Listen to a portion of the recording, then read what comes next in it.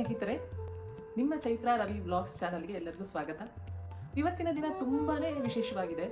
ಯಾಕೆ ಅಂದರೆ ಇವತ್ತಿನ ದಿನ ಗುರುಪೂರ್ಣಿಮೆ. ಇವತ್ತಿನ ದಿನ ಗುರುಪೂರ್ಣಿಮೆಯ ಮಹತ್ವ ಏನು, ಈ ಗುರುಪೂರ್ಣಿಮೆ ದಿನ ನಾವೆಲ್ಲ ಯಾಕೆ ಆಚರಿಸಬೇಕು, ಹಾಗೆ ಇವತ್ತು ನಾನು ನನ್ನ ದೈವ ಶ್ರೀ ಶಿರಡಿ ಸಾಯಿಬಾಬಾ ಅವರ ಒಂದಿಷ್ಟು ಕಥೆನ ನಿಮ್ಮ ಜೊತೆ ಶೇರ್ ಮಾಡ್ತಿದ್ದೀನಿ.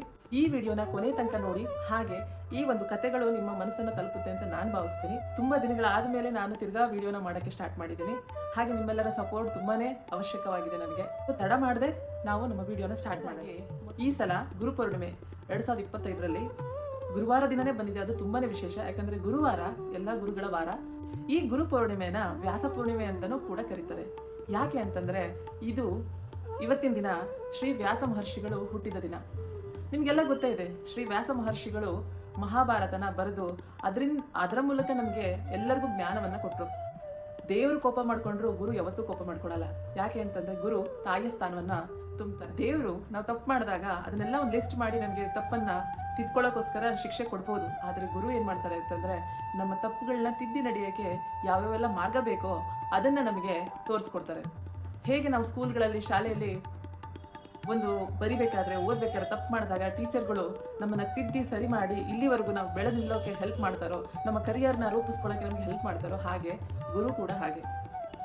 ಎಲ್ಲರಿಗೂ ಅವ್ರದೇ ಆದ ಆರಾಧ್ಯ ದೈವ ಇರ್ತಾರೆ. ಹಿಂದೂ ಧರ್ಮದಲ್ಲಿ ಗುರುವಿಗೆ ತಾಯಿ ಸ್ಥಾನನೂ ಹಾಗೂ ದೇವರ ಸ್ಥಾನವನ್ನು ನಾವು ಕೊಟ್ಟಿದ್ದೀವಿ. ಗುರು ಕೇವಲ ತಮ್ಮ ಜ್ಞಾನವನ್ನು ನಮ್ಮ ಜೊತೆ ಶೇರ್ ಮಾಡಲ್ಲ, ಹೊರತಾಗಿ ಅವರು ನಮ್ಮ ತಪ್ಪುಗಳನ್ನೆಲ್ಲ ಕಂಡು ಹಿಡಿದು ಅದನ್ನ ತಿದ್ದಿ ನಡೆಸ್ತಾರೆ.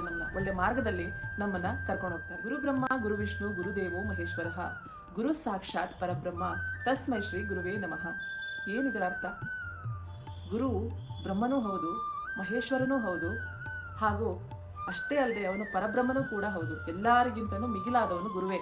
ಅಂತಹ ಗುರುವಿಗೆ ನನ್ನ ಅನಂತ ನಮನಗಳು ಅಂತ ಈ ಶ್ಲೋಕದಲ್ಲಿ ಹೇಳಲಾಗುತ್ತೆ. ನಿಮಗೆಲ್ಲ ಗೊತ್ತೇ ಇದೆ ಸಪ್ತ ಮಹರ್ಷಿಗಳು ಅಂತ. ಈ ಸಪ್ತ ಮಹರ್ಷಿಗಳು ಅಂತಂದ್ರೆ 7 ಋಷಿಗಳು. ಇವರು ಜಗತ್ತಿನ ಎಲ್ಲಾ ಗುರುಗಳಲ್ಲಿಯೂ ಶ್ರೇಷ್ಠ ಗುರುಗಳು, ಮೊದಲ ಗುರುಗಳು ಇವರೇ. ಆದ್ರೆ ಇವರಲ್ಲೂ ಸಹ ಒಂದಿಷ್ಟು ಸಂಶಯಗಳು, ಒಂದಿಷ್ಟು ಪ್ರಶ್ನೆಗಳು ಕಾಡಿಸ್ತಾ ಇತ್ತಂತೆ. ಇಂತಹ ಸಪ್ತ ಮಹರ್ಷಿಗಳು ಇವರಲ್ಲೇ ಗೊಂದಲ ಸ್ಟಾರ್ಟ್ ಆದಾಗ, ಇವರಲ್ಲೇ ಪ್ರಶ್ನೆಗಳು ಮೂಡಿದಾಗ ಅವ್ರು ಯಾರನ್ನು ಕೇಳಬೇಕು? ಹಾಗಾಗಿ ಇವರು ಎಲ್ಲಾ ಋಷಿಗಳು ಸೇರ್ಕೊಂಡು ಇವ್ರಿಗಿಂತನೂ ಮಿಗಿಲಾಗಿರುವಂತಹ ಪರಮಾತ್ಮ ಶಿವನ ಹತ್ರ ಹೋಗ್ತಾರಂತೆ. ಸಾಕ್ಷಾತ್ ಶಿವ ಒಂದು ಬನ್ನಿ ಮರದ ಕೆಳಗೆ ಕೂತ್ಕೊಂಡು ಧ್ಯಾನ ಮಾಡ್ತಾ ಇರ್ತಾರಂತೆ. ಇವರು ಅವರ ತಪಸ್ಸನ್ನ ಭಂಗ ಮಾಡಬಾರ್ದು ಅಂತಂದು ಶಿವನ ಮುಂದೆ ಕೂತ್ಕೋತಾರೆ. ಕೂತ್ಕೊಂಡಾಗ ಅವರಲ್ಲಿ ತುಂಬಾ ಪ್ರಶ್ನೆಗಳು, ತುಂಬಾ ಗೊಂದಲಗಳು ಕಾಡ್ತಾ ಇರುತ್ತೆ. ಆದ್ರೆ ಶಿವನನ್ನು ನೋಡಿ ಅವರು ಸಹ ಧ್ಯಾನ ಮಾಡಲು ಕುಳಿತುಕೋತಾರೆ. ಸಾಕ್ಷಾತ್ ಶಿವ ಅವರಿಗೆ ಉತ್ತರ ಕೊಡದೆ ತನ್ನ ಮನಸ್ಸಲ್ಲಿ, ಅಂದ್ರೆ ತನ್ನ ಧ್ಯಾನ ಮಾಡ್ತಾನೆ, ಅವರ ಗೊಂದಲಗಳನ್ನೆಲ್ಲ ಪರಿಹಾರ ಮಾಡ್ತಾರಂತೆ. ನೋಡಿದ್ರಲ್ಲ ಎಷ್ಟು ವಿಪರ್ಯಾಸ ಇದು. ಅವರು ನಿಶಬ್ದವಾಗಿ ಯಾವುದೇ ತರ ಒಂದು ಮಾತಾಡದೆ ಅವರಲ್ಲಿರೋ ಪ್ರಶ್ನೆಗಳಿಗೂ ಉತ್ತರ ಕೊಟ್ಟರು ಧ್ಯಾನದ ಮೂಲಕ. ಸೊ ಅವತ್ತಿಂದ ಶಿವನನ್ನ ದಕ್ಷಿಣಾಮೂರ್ತಿ ಅಂತ ಕರೀತಾರೆ, ಅಥವಾ ಆದಿಗುರು ಅಂತ ಹೇಳ್ತಾರೆ. ಇಂತಹ ಸಪ್ತ ಮಹರ್ಷಿಗಳಿಗೆ ಮೊದಲು ಅವರ ಪ್ರಶ್ನೆಗಳನ್ನು ಉತ್ತರಿಸಿ ಅವರಿಗೆ ಒಂದಿಷ್ಟು ಪಾಠಗಳನ್ನ ಕಲಿಸಿ ಅವರು ಶಿವ.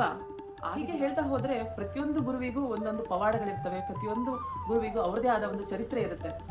ಹೀಗೆ ಶ್ರೀ ಸಾಯಿಬಾಬಾ ಅವರು ಕೂಡ ಹೌದು. ನಾನು ಮೊದಲಿಂದನೂ ನಂಬ್ಕೊಂಡು ಬಂದಿರೋದು ಶ್ರೀ ಶಿರಡಿ ಸಾಯಿಬಾಬಾ ಅವರು. ಪ್ರತಿ ಗುರುವಾರ ಅವರ ಪೂಜೆ ಮಾಡ್ತೀನಿ. ಅವ್ರನ್ನ ತುಂಬಾ ಅಗಾಢವಾಗಿ ನಂಬಿದ್ದೀನಿ. ಎಂದು ನನ್ನನ್ನು ಕೈ ಬಿಟ್ಟಿಲ್ಲ ಅವರು. ಸೊ ಇದು ನನ್ನ ಅನುಭವಗಳು. ನಿಮಗೂ ಯಾರಿಗಾರು ಈ ಥರ ಅನುಭವಗಳಾಗಿದ್ರೆ, ನೀವು ತುಂಬಾ ಅಪಾರವಾಗಿ ನಂಬಿದ್ರೆ ಯಾವ್ದಾದ್ರು ಒಂದು ಗುರುವಿನ ಬಗ್ಗೆ ನನಗೆ ಕಮೆಂಟಲ್ಲಿ ತಿಳಿಸಿ. ನೀವು ಯಾವ ಗುರುನ ತುಂಬಾ ಇಷ್ಟಪಡ್ತೀರಾ, ನಂಬಿಕೆ ಇಟ್ಟಿದ್ದೀರಾ ಅಂತ ಹೇಳಿ. ಶ್ರೀ ಶಿರಡಿ ಸಾಯಿಬಾಬಾ ಅವರು ಒಂದಿನ ಅವರ ಆಸ್ಥಾನದಲ್ಲಿ ಅಥವಾ ಅವ್ರ ಮಂದಿರದಲ್ಲಿ ಕುಳಿತು ಅವರ ಭಕ್ತಾದಿಗಳೆಲ್ಲ ಅವ್ರ ಹತ್ರ ಬಂದಾಗ ಅವ್ರ ಹತ್ರ ಮಾತಾಡ್ತಾ ಇದ್ರಂತೆ. ಅವರ ಪ್ರಶ್ನೆಗಳಿಗೆಲ್ಲ ಪರಿಹಾರ ನೀಡ್ತಾ ಇದ್ರಂತೆ. ಹೀಗೆ ಪ್ರತಿಯೊಬ್ಬ ಭಕ್ತರು ಒಂದೊಂದು ಕಾಣಿಕೆನ ತಗೊಂಡ್ಬರ್ತಾ ಇದ್ರಂತೆ. ಶಿರಡಿ ಸಾಯಿಬಾಬಾ ಅವ್ರನ್ನ ನೋಡಕ್ ಹೋದಾಗ ಪ್ರತಿಯೊಬ್ಬ ಭಕ್ತರು ಒಂದೊಂದು ಕಾಣಿಕೆಗಳು, ಉಡುಗೊರೆಗಳು ತಮ್ಮ ಗುರುಗಳಿಗೆ ಸಲ್ಲಿಸಬೇಕು ಅಂತ ತಗೊಂಡು ಹೋಗ್ತಾ ಇರ್ತಾರಂತೆ. ಆದ್ರೆ ಎಲ್ಲರೂ ಉತ್ತಮವಾಗಿರೋ ಕಾಣಿಕೆಗಳನ್ನೇ ತಗೊಂಡು ಹೋಗ್ತಾ ಇರ್ತಾರಂತೆ. ಸ್ವೀಟ್ಸ್ ಆಗಿರ್ಬೋದು, ಅಥವಾ ಬಟ್ಟೆ ಆಗಿರ್ಬೋದು, ಮತ್ತೊಂದಾಗಿರ್ಬೋದು, ನಾಣ್ಯಗಳಾಗಿರ್ಬೋದು ತಗೊಂಡು ಹೋಗಿರ್ತಾರತ್ತೆ. ಆದ್ರೆ ಅಲ್ಲೊಬ್ಬ ದೂರದಲ್ಲಿ ಒಬ್ಬ ಬಡವ, ಅವನ ಹತ್ರ ಯಾವುದೇ ತರ ದುಡ್ಡಿರಲ್ಲ, ಯಾವುದೇ ತರ ಅವನ ಹತ್ರ ಆಡಂಬರವಾಗಿರಲ್ಲ, ಹಳೆಯ ಬಟ್ಟೆ ಹಾಕೊಂಡಿರ್ತಾನೆ. ಅವನ ಹತ್ರ ಬರೀ ಒಂದೇ ಒಂದು ಹೂವಿನ ಗುಚ್ಛ ಇರುತ್ತಂತೆ. ಆ ಹೂವಿನ ಮಾಲೆ ಅಥವಾ ಹೂವಿನ ಗುಚ್ಛ ಹಿಡ್ಕೊಂಡು ಶ್ರೀ ಸಾಯಿಬಾಬಾ ಅವ್ರ ಹತ್ರ ಬರ್ತಾ ಇರ್ತಾನಂತೆ. ದೂರದಲ್ಲಿ ಕಾಯ್ತಾ ಇರ್ತಾನಂತೆ ಶ್ರೀ ಸಾಯಿಬಾಬಾ ಅವ್ರನ್ನ. ಆಗ ಶ್ರೀ ಸಾಯಿಬಾಬಾ ಅವರು ದೂರದಿಂದಲೇ ಅವನನ್ನು ಗಮನಿಸಿ ಅವ್ರ ಹತ್ರ ಇರುವಂತಹ ಎಲ್ಲ ಭಕ್ತಾದಿಗಳನ್ನು ನಿರ್ಲಕ್ಷಿಸಿ ದೂರದಲ್ಲಿ ನಿಂತಿರೋ ಆ ಕಡು ಬಡವ ಭಕ್ತನ್ನ ಹತ್ರಕ್ಕೆ ಕರೀತಾರಂತೆ. ಕರೆದು ಅವನ ಕೈಯಲ್ಲಿರೋ ಹೂನೆಲ್ಲ ಇಸ್ಕೊತಾರಂತೆ.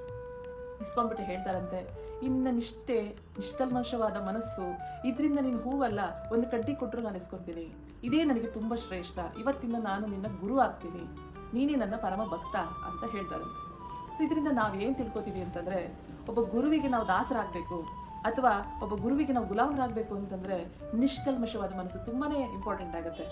ನಮ್ಮ ಮನಸ್ಸಲ್ಲಿ ಅಸೂಯೆ, ಮತ್ತೊಬ್ಬರ ಬಗ್ಗೆ ಕೆಟ್ಟ ಆಲೋಚನೆಗಳು ಇಟ್ಕೊಂಡು ಗುರುವಿನ ಪೂಜೆ ಮಾಡಿದರೆ ಆ ಗುರು ಎಂದೂ ನಮ್ಮನ್ನು ಒಪ್ಕೊಳ್ಳಲ್ಲ ಭಕ್ತ ಅಂತ ಅಂದ್ಕೊಂಡ್ಬಿಟ್ಟು. ಅಥವಾ ನಾವು ಇಲ್ಲಿ ಇಷ್ಟೊಂದೆಲ್ಲ ಕೆಟ್ಟ ಕೆಲಸಗಳನ್ನು ಮಾಡಿ ಕಾಶಿಗೆ ಹೋಗಿ ನೀರಲ್ಲಿ ಮಿಂದು ಬಂದುಬಿಟ್ರೆ ನಮ್ಮ ಪಾಪಗಳು ಹರಿದೋಗಲ್ಲ.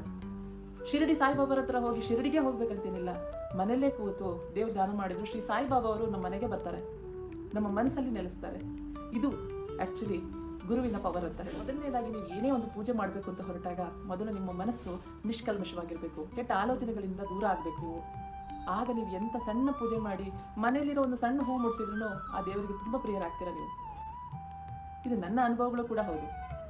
ಶ್ರೀ ಸಾಯಿಬಾಬಾ ಅವರ ಕಥೆಗಳನ್ನ ಹೇಳ್ತಾ ಹೋದ್ರೆ ಒಂದಲ್ಲ ಎರಡಲ್ಲ ಸಾವಿರಾರು ಕಥೆಗಳಿದೆ. ಬರೀ ಸಾಯಿಬಾಬಾ ಅವ್ರ ಬಗ್ಗೆ ಅಷ್ಟೇ ಹೇಳ್ತಾ ಇಲ್ಲ, ಶ್ರೀ ರಾಘವೇಂದ್ರ ಸ್ವಾಮಿಗಳದ್ದು ಇದೆ. ಹಾಗೆ ತುಂಬ ಗುರುಗಳು, ನೀವು ನಂಬಿರುವಂಥ ಗುರುಗಳ ಎಲ್ಲ ಕಥೆಗಳು ಇದ್ದಾವೆ. ಅವ್ರದ್ದೆಲ್ಲರದು ಒಂದೇ, ಏನಂದ್ರೆ ನಿಷ್ಕಲ್ಮಶವಾದ ಮನಸ್ಸಿಂದ ನಾವು ನಮ್ಮನ್ನು ಅರ್ಪಿಸ್ಕೊಂಡು ಬಿಟ್ರೆ ದೇವರಲ್ಲಿ ಅವರೆಂದು ನಮ್ಮ ಕೈ ಬಿಡಲ್ಲ, ನಮ್ಮನ್ನ ಒಳ್ಳೆ ಮಾರ್ಗದಲ್ಲಿ ತಗೊಂಡು ಹೋಗ್ತಾರೆ. ಅದೇ ಗುರುವಿನ ಕೆಲಸ. ಆದರೆ ನಮ್ಮನ್ನು ನಾವು ಪೂರ್ತಿಯಾಗಿ ಸಮರ್ಪಿಸ್ಕೋಬೇಕು. ಅರ್ಧಬರ್ಧ ಮನಸ್ಸಿಂದ ದೇವ್ರ ಮೇಲೆ ಡೌಟ್ ಇಟ್ಕೊಂಡು ಕೆಲಸ ಮಾಡಿದ್ರೆ ಯಾವತ್ತೂ ಆ ಕೆಲಸ ನೆರವೇರಲ್ಲ. ನಾವು ಕಷ್ಟಪಡಲೇಬೇಕು, ದೇವರಿದ್ದಾನೆ ನಮ್ಮ ಜೊತೆ ಅಂತ ಅಂದ್ಬಿಟ್ಟು ತುಂಬ ಕಷ್ಟಪಟ್ಟು ಆ ಕೆಲಸನ ಮಾಡಬೇಕು. ಆವಾಗ ಸದಾ ಆ ದೇವರ ಆಶೀರ್ವಾದ, ಆ ಗುರುವಿನ ಆಶೀರ್ವಾದ ನಮ್ಮೇಲೆ ಇದ್ದೇ ಇರುತ್ತೆ. ಹೇಗೂ ಗುರು ಪೂರ್ಣಿಮೆ, ನಿಮ್ಮ ಶಿಕ್ಷಕ ವೃಂದ ಯಾರ್ಯಾರು ನಿಮಗೆ ಪಾಠ ಮಾಡಿದ್ದಾರೆ, ಬರೀ ಸ್ಕೂಲಿನ ಪಾಠ ಬಗ್ಗೆ ಹೇಳ್ತಾ ಇಲ್ಲ ನಾನು, ಯಾವುದೇ ಥರ ವಿದ್ಯೆನಾಗಲಿ, ನೀವು ಒಂದು ಫುಟ್ಬಾಲ್ ಆಗಿರ್ಬೋದು, ಒಂದು ಡ್ಯಾನ್ಸ್ ಆಗಿರ್ಬೋದು, ಸಂಗೀತ, ಹೀಗೆ ಏನೇನೆಲ್ಲ ನೀವು ಜೀವನದಲ್ಲಿ ಕಲ್ತಿದ್ದೀರಾ ಅದನ್ನೆಲ್ಲ ಕಲಿಕೆಗೆ ಯಾರು ನಿಮಗೆ ಹೆಲ್ಪ್ ಮಾಡಿದ್ದಾರೆ ಅಂತಹ ಎಲ್ಲ ಒಂದು ಗುರುವಿಗೂ ನೀವು ಇವತ್ತಿನ ದಿನ ಥ್ಯಾಂಕ್ಸ್ ಹೇಳಬೇಕು. ಹೇಳಲೇಬೇಕು. ಇವತ್ತಿನ ಮಹತ್ವ ಅವ್ರಿಗೆ ನಾವೇನೂ ಕೊಡೋಕ್ಕಾಗಲ್ಲ, ಇನ್ ರಿಟರ್ನ್ ಆಗಿ ನಾವು ಅವರಿಗೆ ಕೃತಜ್ಞತೆ ಮಾತ್ರ ಕೊಡೋಕ್ಕಾಗೋದು. ಹಾಗೆ ಇವತ್ತಿನ ದಿನ ನಾನು ಸಣ್ಣ ವಯಸ್ಸಿನಿಂದ ಸ್ಕೂಲು, ಕಾಲೇಜು, ಇಂಜಿನಿಯರಿಂಗು, ಹೀಗೆ ಎಲ್ಲ ಒಂದು ವರ್ಗದಲ್ಲಿ ನಾನು ಬೆಳೆದು ಈಗ ಒಬ್ಬ ತಾಯಿಯಾಗಿ ಇಲ್ಲಿ ತನಕ ಬಂದು ನಿಂತ್ಕೊಂಡಿರೋಕ್ಕೆ ನಮ್ಮ ಗುರುಗಳು, ನನ್ನ ಗುರುಗಳ ರೂಪದಲ್ಲಿದ್ದ ತಂದೆ ತಾಯಿಗಳು ಎಲ್ಲರಿಗೂ ಹೃತ್ಪೂರ್ವಕವಾದ ವಂದನೆಗಳನ್ನು ಅರ್ಪಿಸ್ತೇನೆ. ನಿಮ್ಮ ಮನಸ್ಸಿಗೆ ಎಲ್ಲರಿಗೂ ತಲುಪಿದೆ ಅಂತ ನಾನು ಭಾವಿಸ್ತೀನಿ. ಈ ಕತೆ ನಿಮ್ಮೆಲ್ಲರಿಗೂ ಇಷ್ಟ ಆದರೆ ನಿಮ್ಮ ಫ್ರೆಂಡ್ಸು ಅಥವಾ ನಿಮ್ಮ ಕುಟುಂಬದವರು ಯಾರೇ ಇದ್ದರೂ ಅವ್ರ ಜೊತೆ ಶೇರ್ ಮಾಡ್ಕೊಳ್ಳಿ. ಶ್ರೀ ಸಾಯಿಬಾಬಾ ಅಥವಾ ನೀವು ನಂಬಿರುವಂಥ ಯಾವುದೇ ಗುರುಗಳಾಗಿರ್ಬೋದು, ಅವರು ನಿಮಗೆ ಆಯುಷು, ಆರೋಗ್ಯ, ಅಷ್ಟೈಶ್ವರ್ಯಗಳನ್ನು ಕೊಟ್ಟು ಆಶೀರ್ವಾದ ಮಾಡಲಿ. ಇವತ್ತಿನ ದಿನ ಎಲ್ಲ ಒಳ್ಳೇದಾಗಲಿ ನಿಮ್ಮ ಜೀವನ ಅಂತ ನಾನು ಆಶಿಸ್ತಾ ನನ್ನ ವಿಡಿಯೋನ ಇಲ್ಲಿಗೆ ಮುಗಿಸ್ತಾ ಇದ್ದೀನಿ. ಓಂ ಸಾಯಿರಾಮ್.